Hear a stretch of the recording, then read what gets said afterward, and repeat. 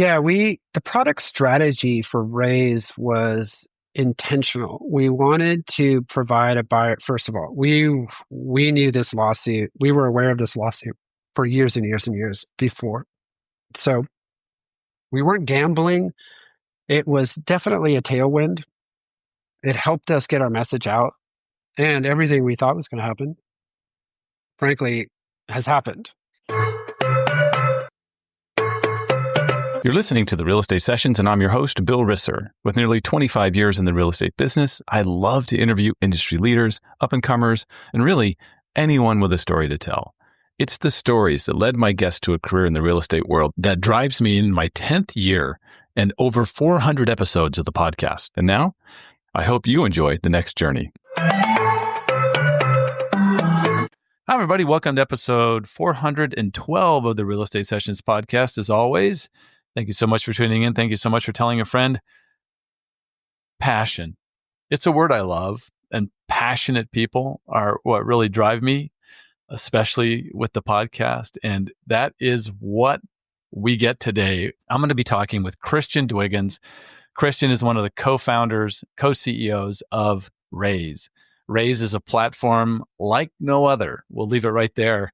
And I can't wait to get this thing going. So let's get started. Christian, welcome to the podcast. Thank you. I'm really excited to be here. Yeah, I'm very excited to have you on the show. Look, I'm going to be really honest right up front. I'm speaking with a gentleman who has a huge background in the audio space. He's all about, we'll talk about that part of his life. It's pretty cool. But it's the first time that's ever happened on the podcast where I've had somebody who understands what's happening here more than the average Joe. How's that? Make sense? Yeah. And big shout out to Bondland for another great recommendation for a guest. I have a couple of top, I call them referrers, who are really good at bringing me people that I super fun to talk to. And Christian, you are a co-founder, co-CEO of Rayse. We're going to talk a lot about that. But I like to kind of start at the beginning. And I think I kind of warned you about this. Yep. I know you're a NorCal guy now, NoCal, right up north. Yep. But tell me, were you born in California? Are you a native Californian? I am a native, yes. I was born in Santa Monica down in South, but I don't really remember that. I think at a very young age. Let me see if I remember this correctly. Yeah, born in Santa Monica. My parents lived in Eagle Rock at the time, but before I could really remember anything, we had moved up to San Luis Obispo. So I grew up in Slowtown. My grandfather and grandmother were there, and my grandfather was one of the older founding ranchers of the area. So he was just an old school rancher. He knew everything about anything that had to do with growing things in the earth. And probably the most influential person in my life was my grandfather. And I, as the kids growing up would say, my dad was stronger than your dad, I would always talk about my grandfather being the strongest man I've known. He used to chew on an old cigar.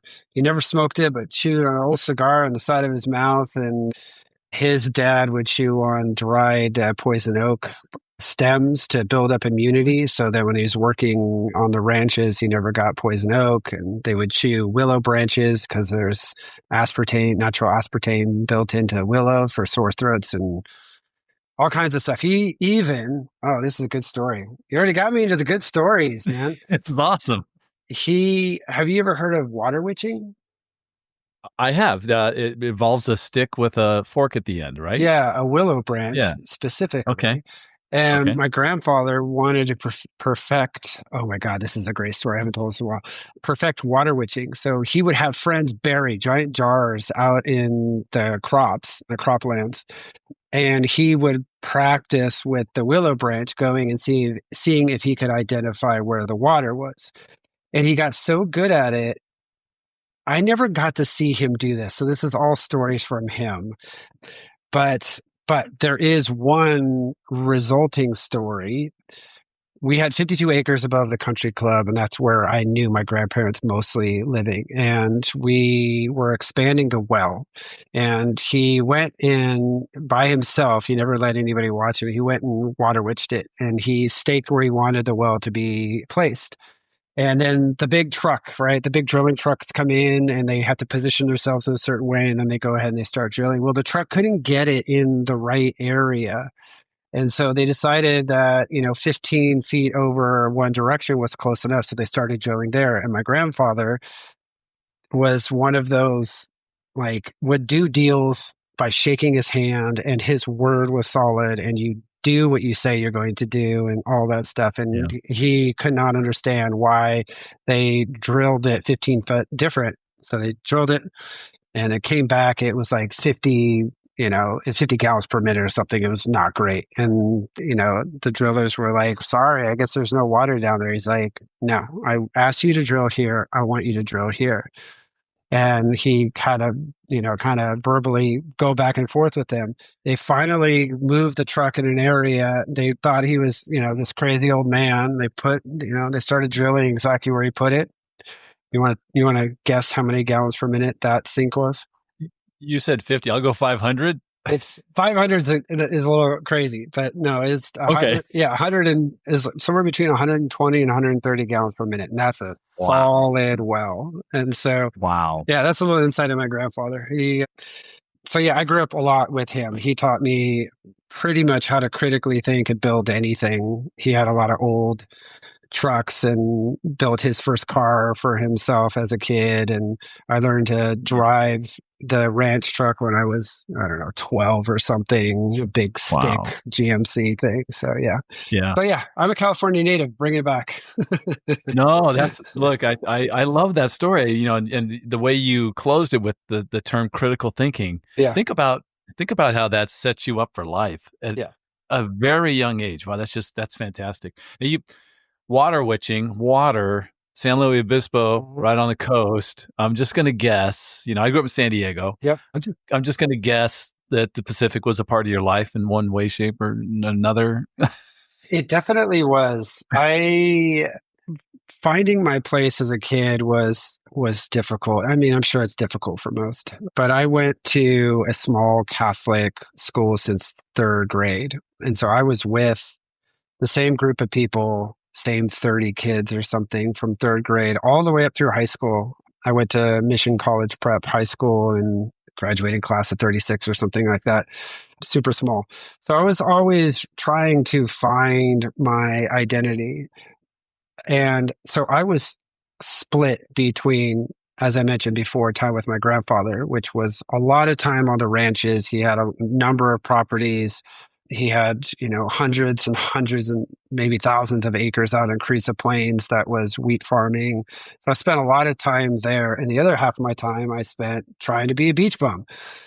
And it's interesting about San Luis Obispo specifically because it's so rooted in a lot of agricultural, history, but it's also part of some of the most beautiful coastline that you can find in the state. It's such a unique area.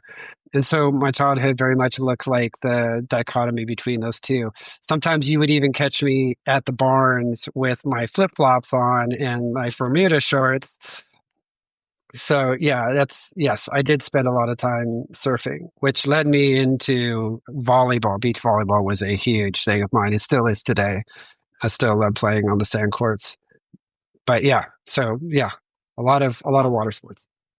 I got to tell you, I didn't know about the volleyball. So I live here in St. Petersburg, Florida, and there's a great court set up right down just past the Vinoy Hotel. And I walk by those players, every Saturday for sure, but so other days while they're out there. I've tried to play 2-man volleyball, and I don't think people appreciate just how difficult it is to move around in thick sand and then try to jump Yeah, high enough. yeah, It's brutal. yeah. It's incredible. And watching people play it well is amazing. Yeah, I love it because of the culture. I love the warm sand. I love being out on the beach, and I also love the sport mostly because it's a two-man sport and you have to it's it a lot of high communication is required for you to work Yep. really well. So I like the bonding between, the partner that you're playing with. There is a lot of strategy, but also, growing up as a kid, I'm 6'4". I'm lanky and Yeah. a bit on the skinny side. And all of the volleyball players looked like me. I was like, oh, there's a sport where everybody looks like me. I don't have to be 250 pounds and like in the gym every day to play this sport. So yeah, I played that and I played tennis.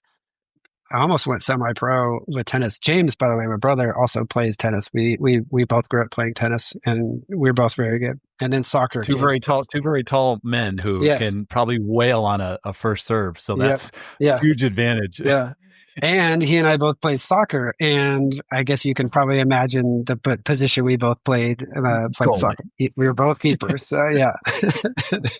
That's awesome. Yeah. Cool. It was funny when you were talking about the two people working together and why it's so important, the communication. Once again, I'm thinking of Rayse there. I'm thinking of that having some power and some impact, right? It's the ability to communicate. So we'll keep moving down this path. I mean, I could talk to you about, because I'm a California kid. We could talk here for 3 hours, but let's accelerate this through.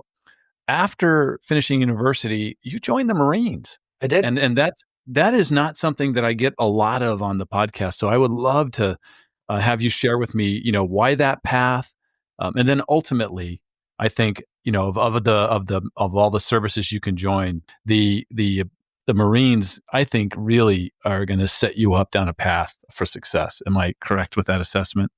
Yeah, I think any time spent in the military, regardless of branch, is important. Okay. There are countries in the world that require that of their citizens, and I find that very interesting.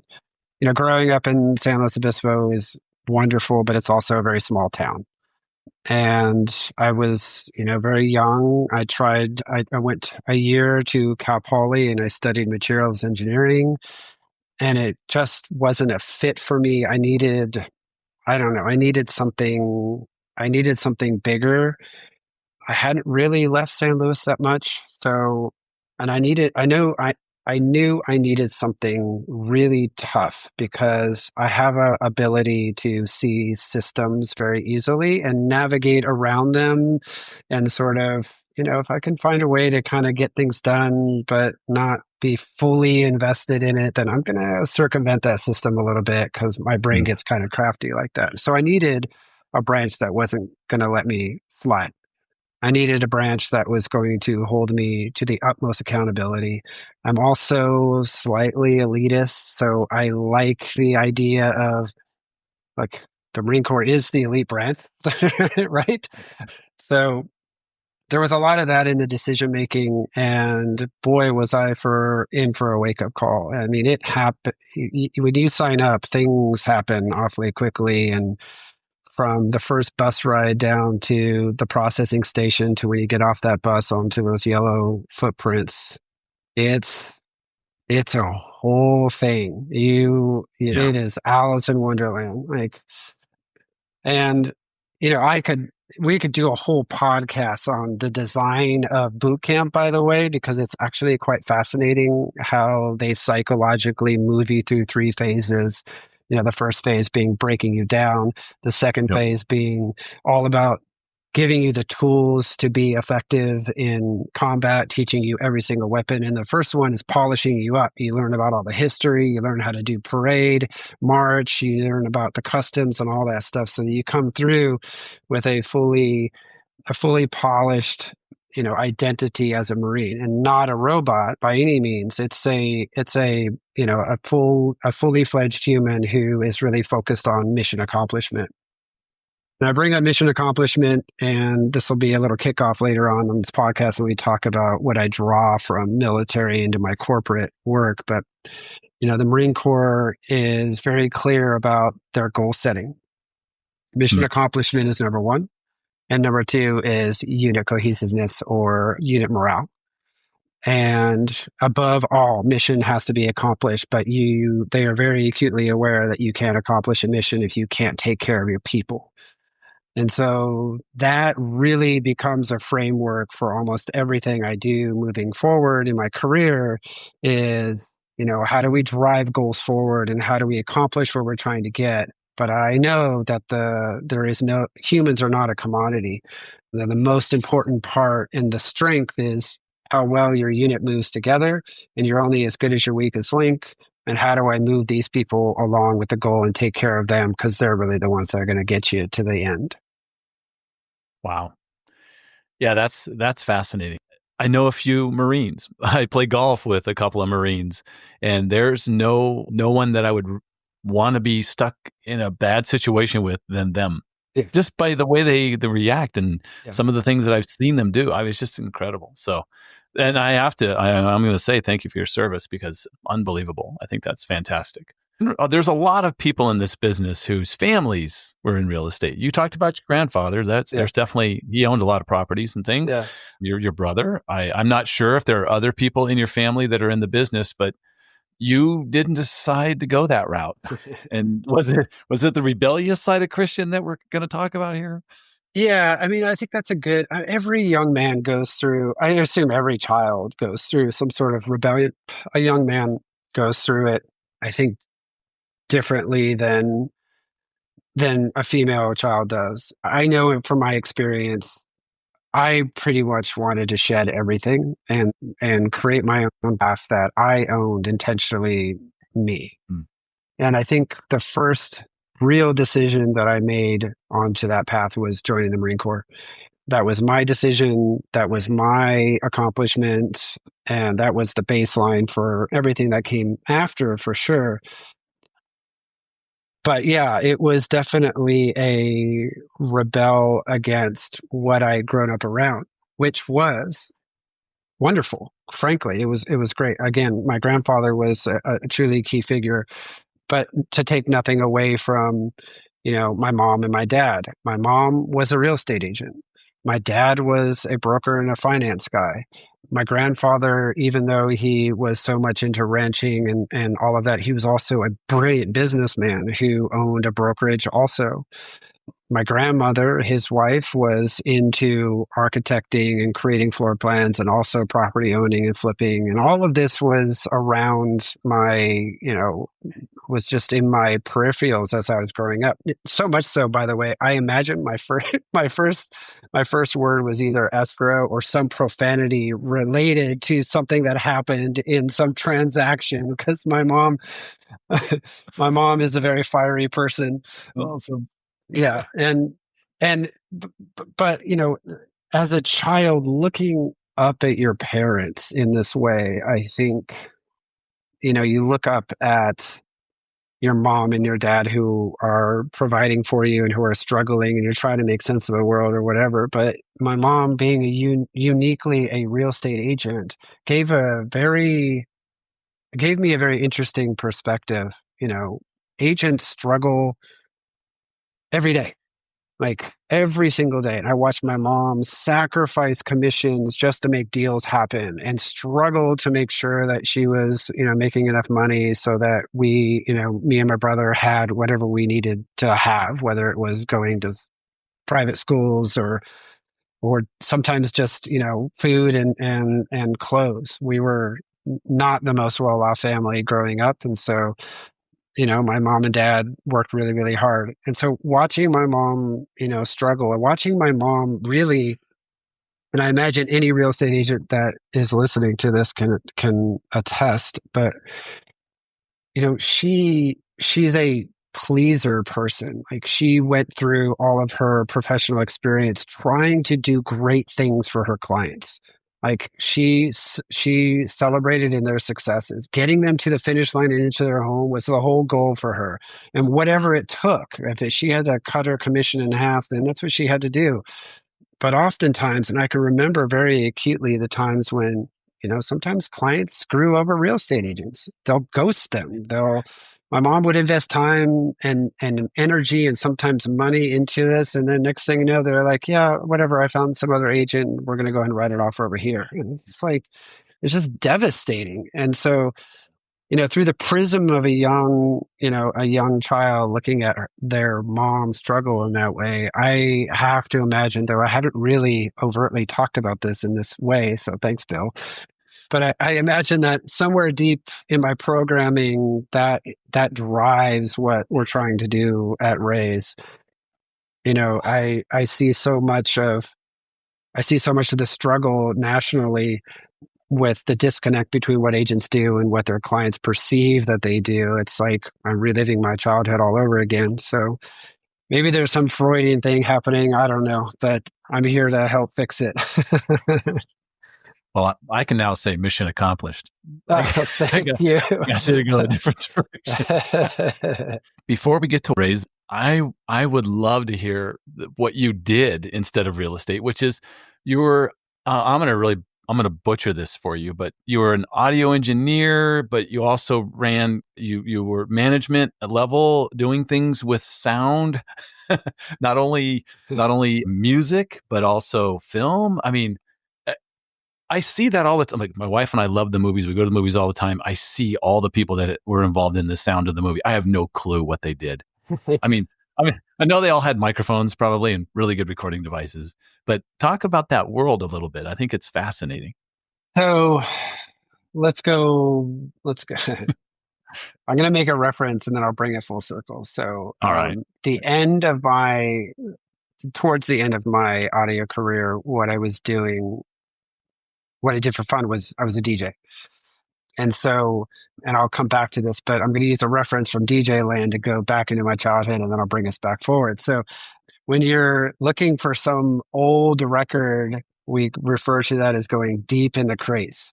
So we're going to go deep in the crates for a second, and then I'll come back.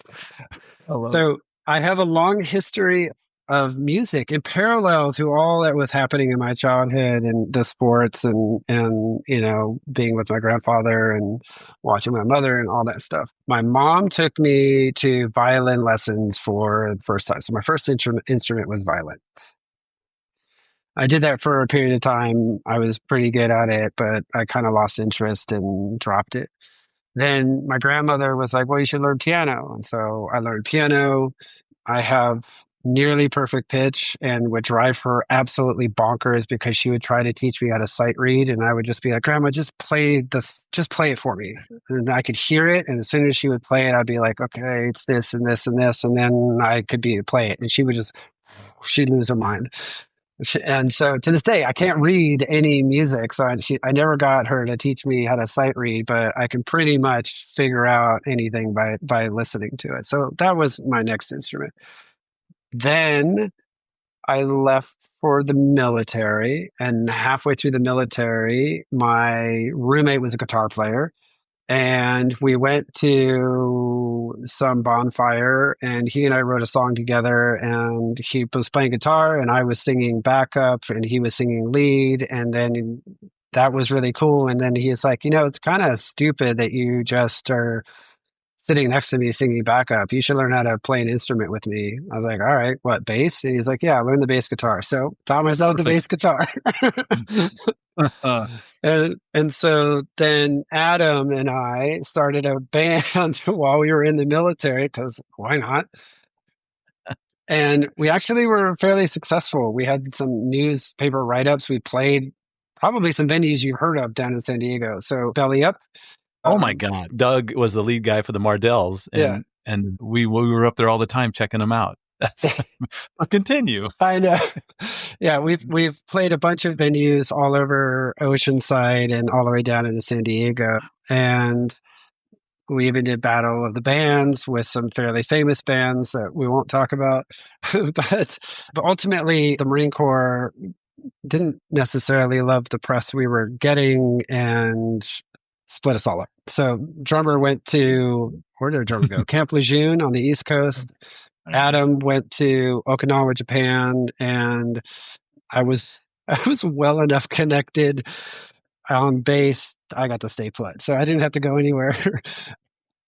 So that the band sort of dissolved, and then I found raving. I went to my first electronic music festival in San Diego at the Sports Arena, and I saw Rabbit in the Moon, Planet Soul, and a bunch of other DJs. Mind blown from that moment, and I fell deeply in love with electronic music, and that started my trajectory into electronic music and DJing. I had about a year left in the military, and by the time I got out of the military, I needed a job, but I was deeply into that scene and beginning to DJ on my own. And my uncle is a a assistant director for film, and he got me my first like PA job, and I started working, different films in LA as a PA and sort of working my way up through those ranks while I was also partying and DJing and doing all the things.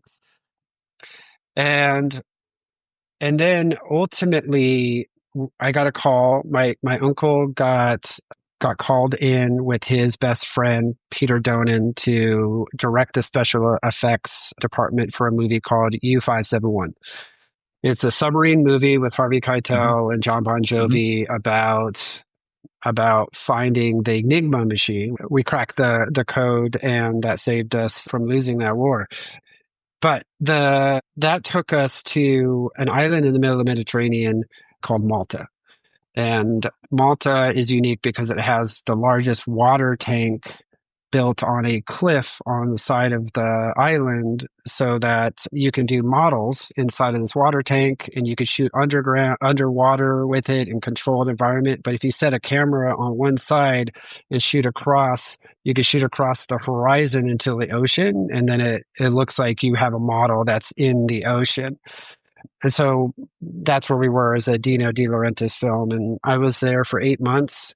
I brought my DJ records with me and went to Finland and DJ'd there while I was working on the film and came down and, just had all kinds of fun in Europe. And then when I came back to the States, that's when I wanted to settle down and focus on how am I going to actually make a career out of this. So I put myself Mhm. through engineering school, audio engineering. It was called Los Angeles Recording Workshop at the time. I graduated like second to top of the class, and they invited me to stay back and teach for a bit, which I did. My first internship was my dream internship was working alongside the producer at Moonshine Records, which is the largest electronic label, independent label in North America at the time. Wow. Wow. And that's kind of where it all began. I was interning by doing things like copying CDs and, doing some basic audio editing. And then I ultimately took over the entire production over the years. I did all of the mastering, I did all of the editing, all of the vinyl production for that label, and started to carve a name for myself in the industry because I would work with everybody. And I also would ghost DJ mix for a lot of big European DJs that didn't have the time or they couldn't come here to record something. So they would send me their track list. I would DJ it, they'd approve it, and we'd send it out.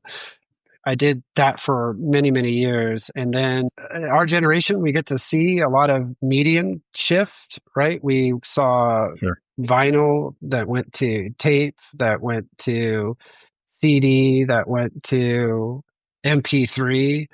And during the MP3 era, a lot of the independent record labels really were hurt by, the ability to share music. And so Moonshine ultimately started to close down. They gave me all the equipment and they said, you should go start your own thing. And I was like, this is amazing. Thank you. And I still did work for them, but I started my own company called Engine Room Studios. And from there, I did both independent film, audio, and audio mastering for all electronic music and vinyl creation. I think I handled something like 60% of all domestic vinyl production for a few years for electronic music there for a while. Yeah. Wow. Yeah. It was a lot of fun. So like I think it's called. Is it Sound City? What's the name of the Dave Yep. Grohl Something. documentary? Yeah, great. It was so cool to watch that. Right, and this board that this thing that they could do with all the performers that came in and all Yeah. the stars from the 60s and 70s. Yeah. That's not your world. You're not bringing people in. A lot of that stuff is going to be done, in files, right? For the most part, and Yeah. so it's a different world. Yes. So, and I may have been slightly misleading. I love electronic music. Like that's at my heart. Yeah. But I am a collaborator through and through. And the moments for anybody who plays an instrument and they played in a band and they lock in with their bandmates and they find that flow state, that groove, there's really nothing better than that feeling. And so while I was still doing all of this, production work for film and electronic music, I was also cultivating young bands and working with Mm. actual live musicians and producing and whatever. And this draws me to one of my mentors, if you can call him that. He doesn't know me, but he almost ran me over with a car. Funny story. But Rick Rubin was my producer, like idol. And he has a wonderful book that came out, The Creative Act, it's called. And I draw a lot of inspiration, even today at Rayse. We'll get into how much Rayse is actually a creative company, surprisingly enough. But Creative Act talks about what's important in the creative process. How do you get to the core emotion, or how do you get to the thing you're trying to communicate, regardless of medium? And, I spent so much of my fun, 20s and 30s in audio and film collaborating. But my superpower is I'm able to listen and interpret differently than I think a lot of people do. I listen differently to what people say, and I can read in between the lines. I can feel the emotion differently than what they want. That's why I'm so good at product feedback, because it's never what they say. It's something else. And it's hard for me to really nail it down, but even my trainers are like, how do you get to the core so quickly what they're trying to? Well, it's because I've spent decades working with artists who want space and need to get something very true and pointing out. And it's really about reducing barriers and clearing out noise. And sometimes that process is super messy. Oftentimes it's get it all out and let's start stripping away. Let's get it. Let's minimize it. Let's find what we're really trying to say until we get to the most purest thing. So yeah, it's, again, I love the electronic music, but anytime I can collaborate with somebody and I can work on, work at that level is everything.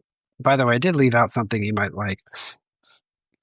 I don't talk about this very often because having me talk about me in the first place, Bill, is tough. I don't know why. You got me going and I'm having fun, but My job. I've all been right. doing it for 10 years. So it's, you pick up skills. The endish time, my work in audio, I was working as a mix engineer for Dave Audet, who was the guy who hired me as an intern way back when I came out of school. He was Wow. the guy, the producer at Moonshine Music, and I had stuck with him for a decade or more. And ultimately, we won a Grammy for Remix of the Year for Uptown Funk. So that was Oh my, Bruno yeah. Mars. Yeah, Bruno Mars. Yeah, yeah. So it was a lot of Wow. fun. And some other time when we have a beer or something, I'll tell you the story Yes, of the Grammy, because that was, I can't wait. yeah. I almost missed the whole thing, and it's a good one. Sorry, listener. This Yeah. is for me. So, all right. Well, let's talk about what you're doing with Rayse. Great. So I mentioned Bondolin earlier, but Bondolin Jolly is now with the Wave Group, right? She wrote an article, and I love the headline. So I wanted to just give you this, and it said that Rayse has created the buyer presentation on steroids, and I think that had to feel pretty damn good, right? I mean, that's a great way to look at it. Talking about the creative act and then talking about this buyer's presentation is there's an interesting connective tissue there. I did when I left, started working in operations and started crafting my corporate acumen and those sorts of things. But towards the end of that path, before I landed at Ray's, I was running a real estate team for my best friend out of Beverly Hills, who may or may not be on one of those Netflix shows. And So we're talking luxury. Go yes, ahead. we're definitely talking luxury. But what was Yes. interesting is that team was highly sophisticated. It was a team of 60 hardcore, really hungry agents who were trying to make it in the luxury market. And that team was running one of the most advanced flex programs. Something like 1,500 leads were coming down per month for this flex team. We had no ISA department. We were standing up an ISA department and working on the operational efficiencies to get this all worked out.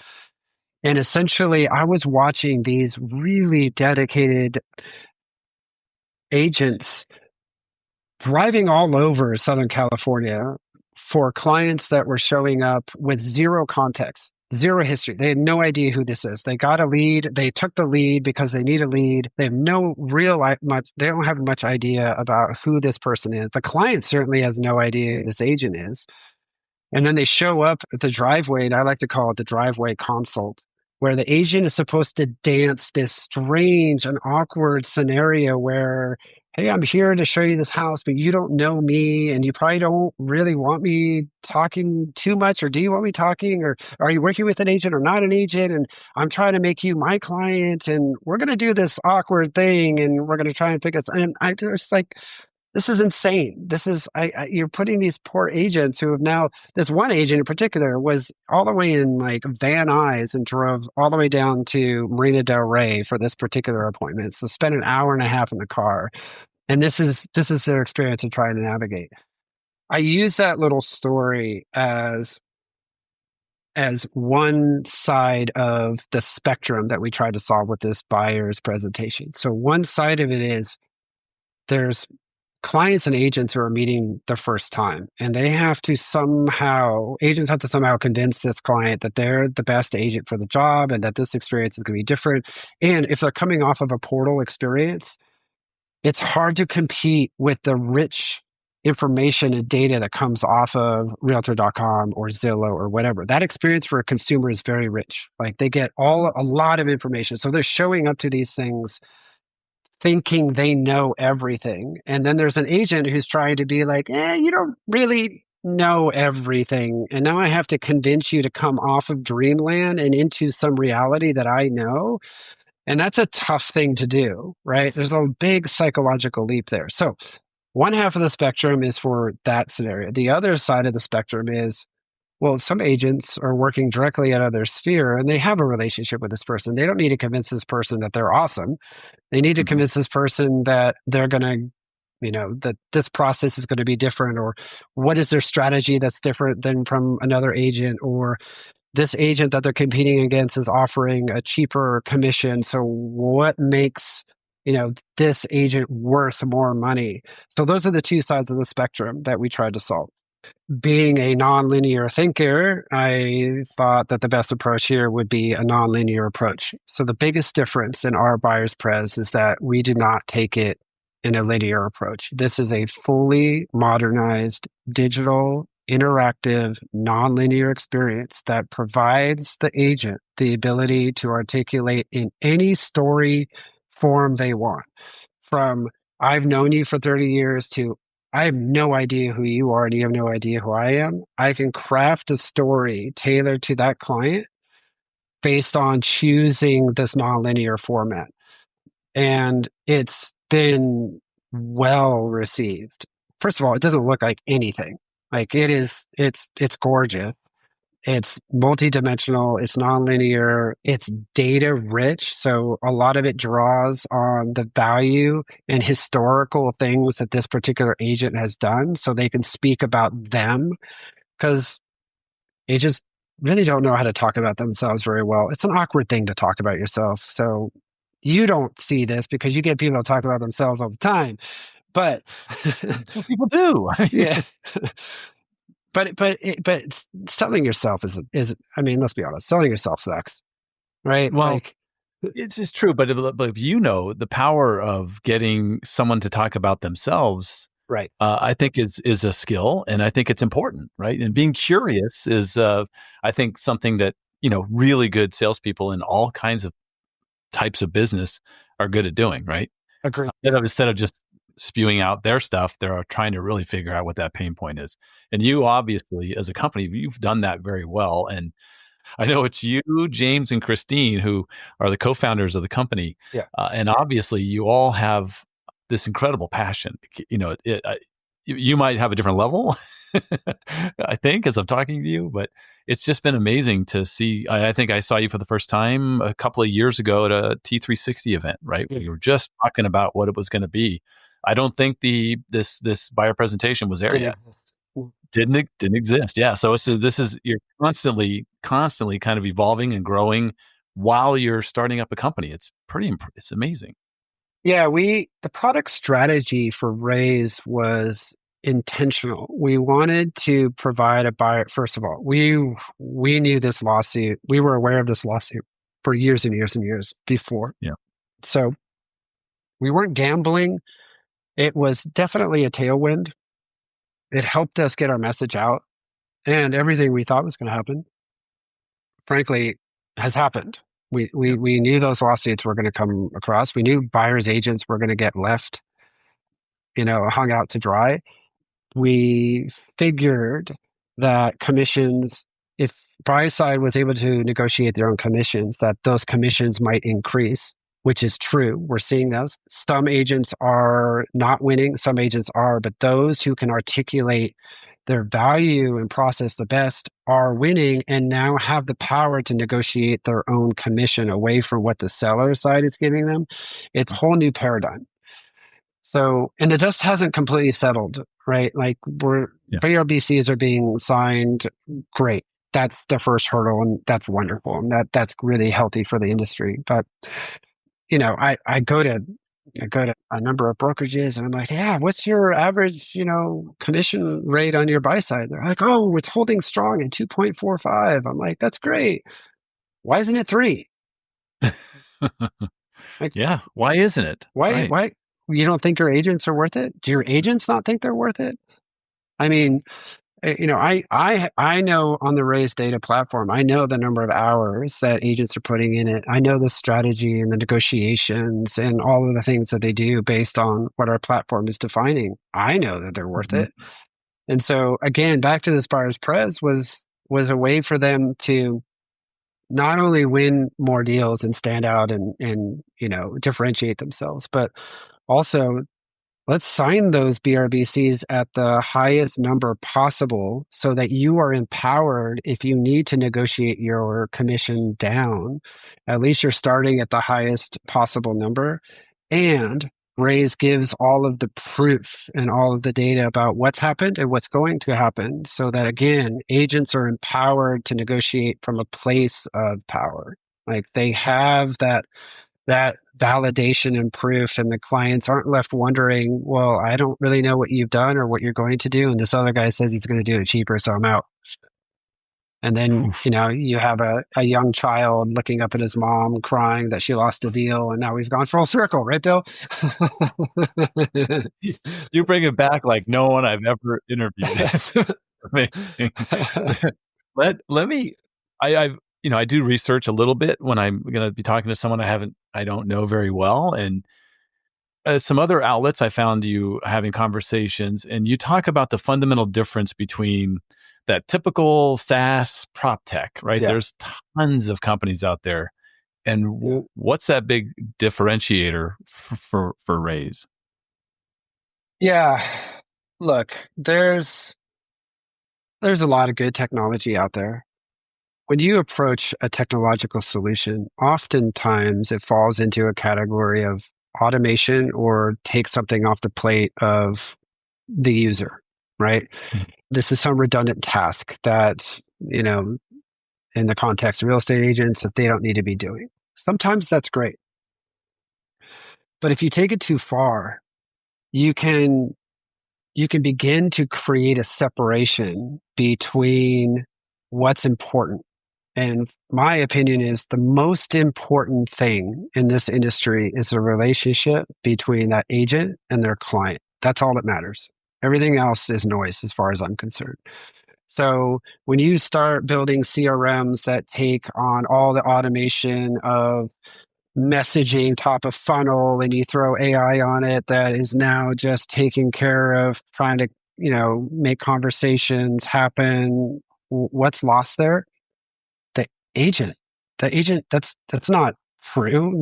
That's not intentional. That's not what the agent does. And sure, there's operational benefits, and I'm not dissing that. Like there's a need for any of it. But me personally, as I mentioned, I'm a collaborator through and through. The most important thing, drawing again from my rich history of finding out what the most important core thread is building trust between agents and their clients. That's it. That's the only thing that matters. A client chooses their agent to work with based on trust, whether that trust is based on, I've known this person my whole life, or this trust is based on, we saw a Rayse buyer's presentation that knocked my socks off, and so I trust this guy. Whatever it happens to be, the end result is they trust enough to walk this journey with you, and it's the agent's job to keep that trust intact throughout all of it. Not all of it's going to be great. It's going to be a roller coaster. Some of it's going to be great. Some of it's going to be bad, but that's the most important part. James's approach has always been, and even in his messaging for his brokerage next to him, is humans over houses. Like he and I are so in line with how important agents are. So there was never a question about how he and I, Christine also, she was an agent. And so she knew the struggles as well. So we are so at the core focused on what agents do. And there is never anything in this product. I will never put anything in this product that does not make the agent look like the hero. And so it just, even to make it even more like acute. People have asked me, well, why don't you put messaging in your app so that the clients can talk to the agent through your app? I'm like, because the agent has 500 channels that they're trying to communicate already. The last thing I want to do is to create another channel that potentially hurts the agent because they couldn't pick it up fast enough. And we've ruined the experience on the client side because the client is expecting an agent to manage email, Facebook Messenger, WhatsApp, this new Rayse app. Like there's just too many channels for them to do. We're not going to do that. We want to empower the agents, and we really only want to put a bracket between agents and clients and make them succeed. That's all that matters. And everything builds out from there. That's why our approach is different, because there isn't a platform that does that. Everything else is what I mentioned before. It's taking things off of their plate, which has its place. Like I'm not dissing that, but nothing is at the core showing what an agent does to their client and making that experience modernized and unique, customized to the agent, and just ultimately making those agents look like the superstars they are, because they really are the ones that are like, I had one agent tell me, it's like, hey, how do I put in your platform an hour's worth of thinking while I was in the shower last night at 4 a.m. before I went to the gym? I'm like, exactly. Nobody knows that stuff. Here's one. And this even knocked James over. James, our mom bought a house here at a retirement community. James is a expert in this field, runs a brokerage, is probably one of the most knowledgeable people in real estate. We had an agent go through and do this deal with our mom, sent the disclosures back or the inspections back or something with a full summary. And James looked at it, and it was a page summary, and he's like, oh, this makes a lot of sense. Yes, thank you. This summary is great. I totally understand everything. He was about to hang up, and he's like, wait a minute, wait. How long did it take for you to go through and summarize this? Like, how many documents did you have to read and give me the summary? She's like, I spent 6 hours. I spent 6 hours going through to get you the summary that you digested in 15 minutes. And James, part of the industry, like smart enough to ask the question as we're moving on, but didn't recognize that. This is what's lost. This is the fidelity that's lost for agents and the work that they do, because they're service-driven people, and they think that they're supposed to shoulder all of this and keep it away from the client. And it hasn't served anybody good. Not being transparent has hurt this industry more than anything. That is brilliant. I don't want to use shiny object. It's putting one more thing in front of them that they've got to learn that's going to impact the other 12 things they're learning. Right. That's the brilliant part of this. That's really cool. I mean, so you should, yeah, that's amazing. So yeah, love that. Thank you. Congratulations to the whole team at Rayse for that. And then I'm sure the name Rayse, was raising the bar a part of that? Because for me, it seems to be this battle cry for over a decade. It's been around a long time. There's been people that talk about the the education level of agents. Again, I don't think you're creating a tool that educates agents. It takes agents who know what they're doing and gives them the ability to show that. Is that, do I have that right?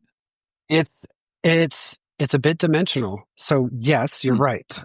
It can for the agent who actually knows what they're doing to build out their particular way of working into the Rayse platform and then let the Yeah. platform just articulate to all their clients what they do. So that experience for the agent who knows what they're doing is they just go into the platform and they're just checking a number of these things off and the platform lights up and it's telling their clients all the awesome things that they did and building reports for them and just making them look like absolute rock stars.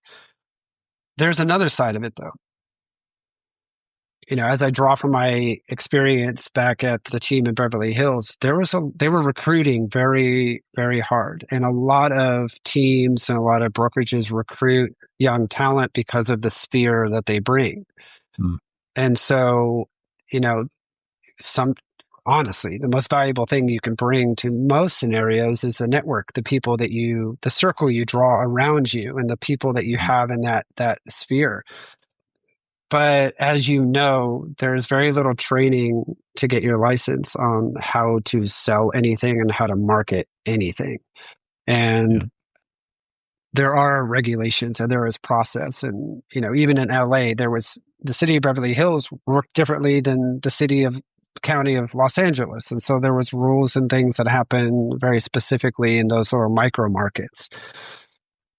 What Rayse does is because because the brokerage has the ability to set this workflow, it can help and train the agents on what you need to do next.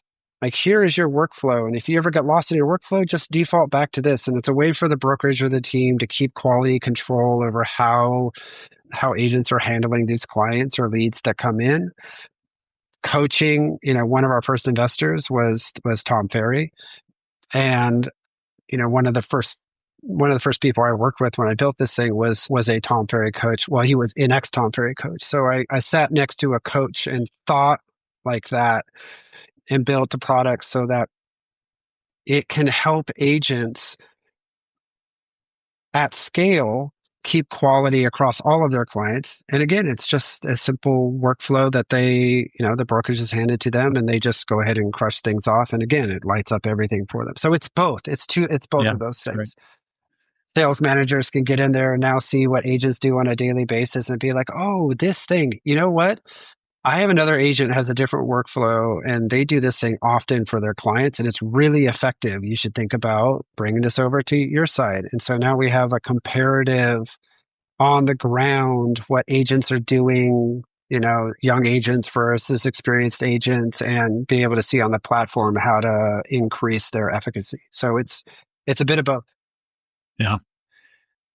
After talking to you for the last, 45 minutes, you're not one to rest on your laurels. I'm just going to throw that out there. Nope. I'm pretty sure I'm right. Okay. Good. So, it is it too soon to talk about what's next? I mean, it's amazing what you've done, but I imagine there's that head is spinning with opportunities.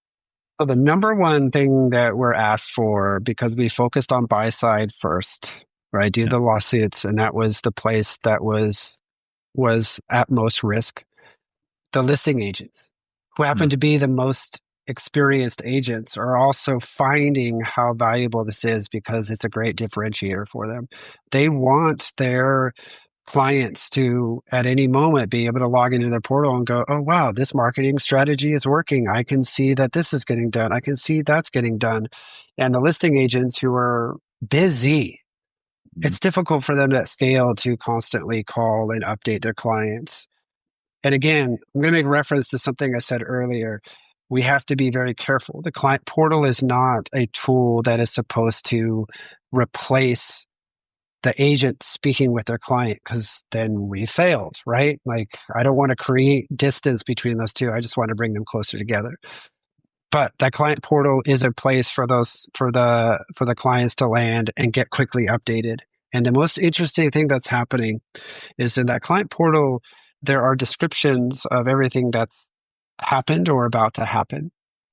And so the conversations have changed. It's, hey, agent, what are you doing? Like, I haven't heard from you in a couple of days. I'm just looking for an update, which is sort of an anxiety driven, itchy kind of conversation, to I see this thing is coming up and I want to ask a specific question about this thing.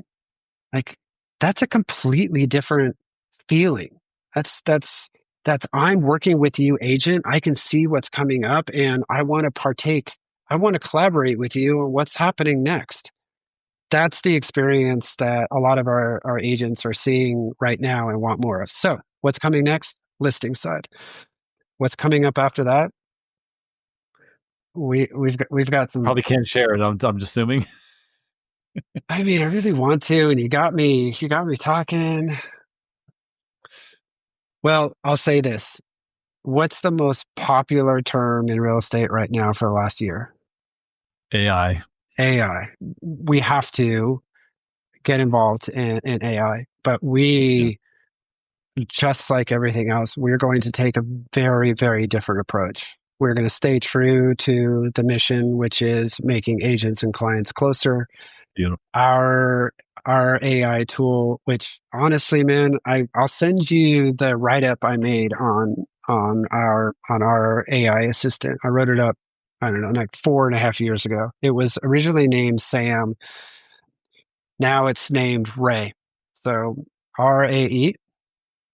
And we should have something by this year stood up, and it should feel very much like the agent's assistant in their pocket. Every agent I know is like, gosh, I really need an assistant. I wish I could have an assistant that drives around with me and takes notes of all the things that I've done and tells my clients and bumps the appointments and lets them know if I'm going to be late and what am I supposed to do next and all those sorts of things. Well, we're going to introduce Ray. So that's the long range. So, and we have something cooking up for brokerages too as part of our go to market. But we have a big appetite, and it'll be exciting.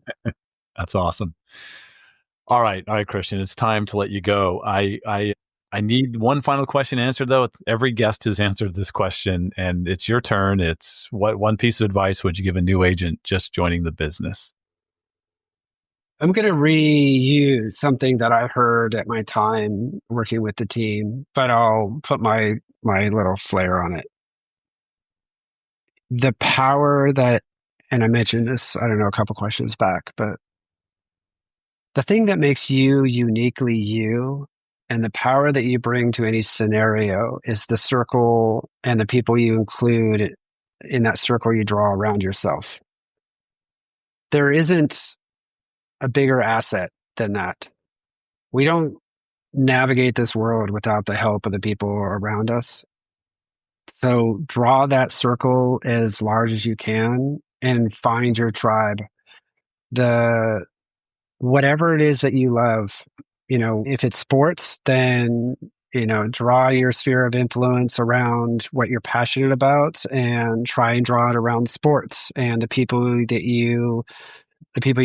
in sports. My best friend who runs his team, he and I came up through the record label industry together. He and I met at Moonshine. He was the A&R guy and I was the technical guy. And so he and I made the perfect team as we were signing artists. When he left the industry, he brought all of his contacts with him, and that became his sphere of influence.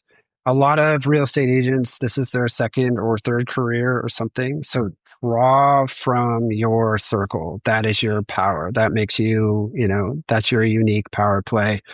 And, cultivate that, expand it from there, stay passionate, because this is a human to human business. You are doing service work for a client, and clients will trust you if they feel passionate about what it is that you do. So find your passion, find your tribe. Christian, if somebody wants to reach out to you, what's the best way for them to get in touch with you? Don't do it. I'm not fun. I'm not fun. He doesn't like talking about things. Yeah. You can find me on the website. Go to Rayse.com and crush the info at and let me know that you want to talk based on some podcasts that you heard me on, and we'll set up some time. But I'm going to drag Bill with me. So whatever, if you want to reach out to me, I'm dragging Bill in. That's great. Christian, this has been really cool, really fun. I'm going to tell you, I've done 400 interviews. This is way up in the top 10. Literally, I love this it. is great. Yeah, Why am I not the top fantastic. 5, Bill? Well, I have other people. Who beat me out? I've got a tribe. I've got a tribe that I've got to take care of.